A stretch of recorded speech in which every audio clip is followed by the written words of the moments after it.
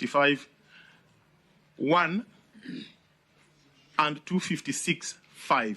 I think that's where you are, correct?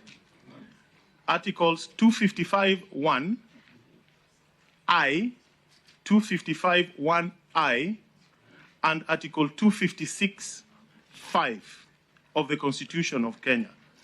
These are the two articles that set out the amendments that require a national referendum.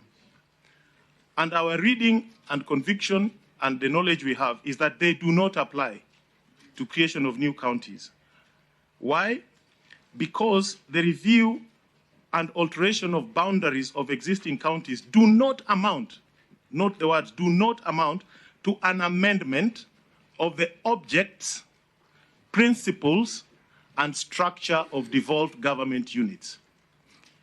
The three parameters that must be subjected to a referendum are where you are amending the objects of devolution, which are outlined under Article 174, when you are amending the principles of devolution, which are in Article 175, and when you are amending the structure of devolved government, which are outlined in Article 176. Review of boundaries do not fit there. So those articles do not apply.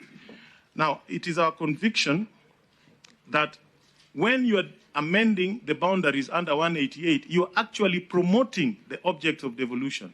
You are promoting giving life to the principles of devolution. And those new counties will embrace the same structure of government as outlined in Article 176. So there is completely no space for a referendum to create a new county. I hope we have debunked it. I hope you understand it.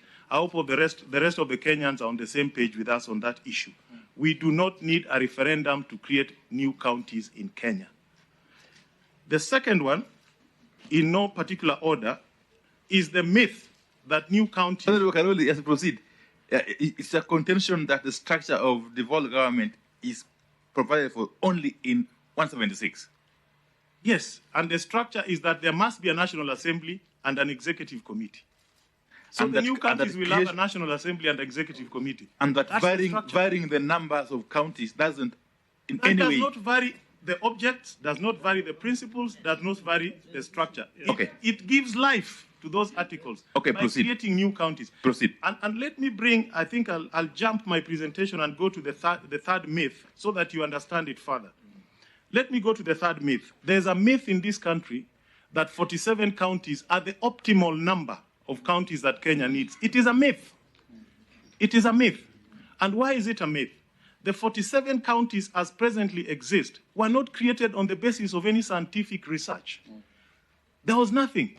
There was nothing to form their basis. As a matter of fact, there was not even a single occasion of public participation in the selection of the 47 counties.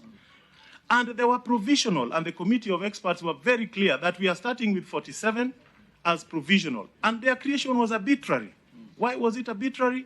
Because people became lazy in Naivasha.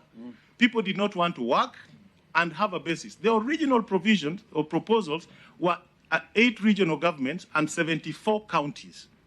Those 74 counties were based on scientific analysis by the late Odhiambo Mbai and his team. The 47 are created on the basis of existing administrative units created for a centralized government, not for a devolved system of government. They are the old districts that were gazetted as at 1992 by previous administrations. Now, that process was very unfair and skewed. There are areas that traditionally were excluded from being given district. But even then, the ones that were existing and gazetted by 1992, not all of them were made counties. And there are others that existed but had not been gazetted but were made counties. So basically, what we are trying to say is that the current 47 counties have not been premised on the objects, on the principles of devolution as recognized in our Constitution. Yes. There are administrative units for a centralized system of government. They are not units for a devolved system of government. And then there must be a review on that basis. I hope we have demystified that myth. In other words, Kenya can have less counties or it can have more counties. But for purposes of equity, because the parameters that have been used to create the 47 have been used to deny other people who are deserving, it is only in the interest of equity, fair and justice that the counties that share the same parameters as the ones that currently exist be given the same opportunity. And I can give you examples. Through the chair. Yes. What about Article 6.1 of the Constitution, which says that the territory of Kenya is divided into counties specified in the first schedule? That is why I'm saying it can be amended. So boundaries vis-a-vis, readjusting the boundaries vis-a-vis creating more counties could be two distinct things. Creating new counties has nothing to do with boundary of Kenya, because they are within the boundaries of Kenya. In fact, there's a Latin principle, e pluribus unum, out of many, one. So there's nothing, absolutely, that Article 6, actually we should look at Article 6 in terms of providing proximate services to the people. We should look at the principles of devolution, of giving communities a chance to govern themselves. Yes. Of giving communities a chance to make their own decisions. Those are the principles that we should look at.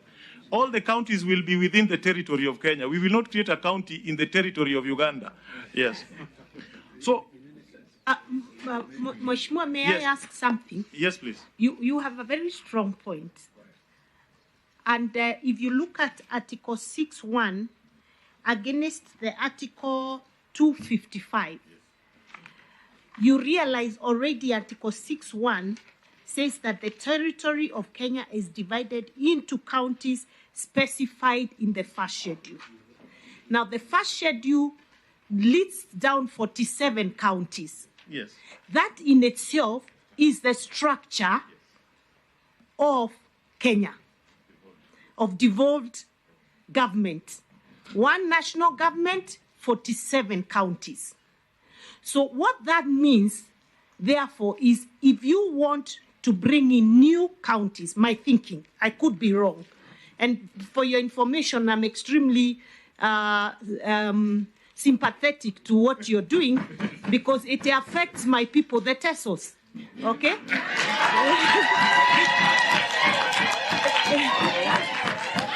So I feel them, and I know what it is they go through, and how much they want to have their independence.